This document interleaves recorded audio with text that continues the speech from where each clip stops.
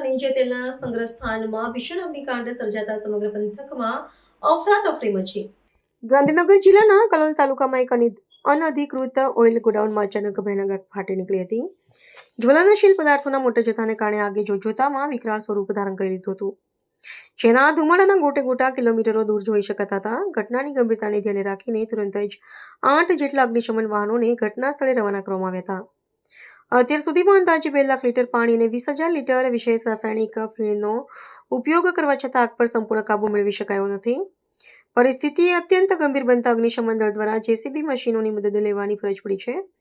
ગોડાઉનની મજબૂત દિવાલોને તોડીને અંદર સુધી પાણીનો મારો ચલાવવા માટેના યુદ્ધના ધોરણે પ્રયાસો હાથ ધરવામાં આવ્યા છે। ઓઇલના જથ્થાને કારણે આગ સતત પ્રસરી રહી હોવાથી આસપાસના રહેણાંક વિસ્તારોને ખાલી કરાવવાની તજવીજ પણ હાથ ધરાઈ શકે છે।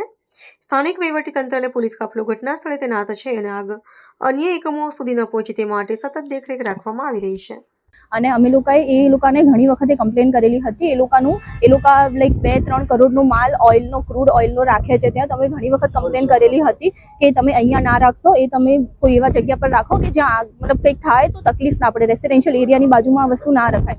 બટ એ લોકોના જે રિસ્પોન્સ હતા એ પ્રોપર નહોતા અને એ લોકો ઇવન અમને પપ્પાને આમ ખરાબ રીતે અમારી સાથે વાત કરતા હતા, જાણે અમારી કોઈ ગલતી હોય। અમે એમને કહીએ કે કંઈક થઈ ગયું તો શું થશે, તો એ લોકો એવું કહે છે કે અમારી જોડે તો ઇન્સ્યોરન્સ છે તો અમને તો કંઈ વાંધો નહીં આવે। તો આ કોઈ જાતનો આન્સર નથી। એમની જોડે ઇન્સ્યોરન્સ છે, અમારું આખું ઘર અત્યારે સળગી ગયું છે, તો અમે શું કરીએ?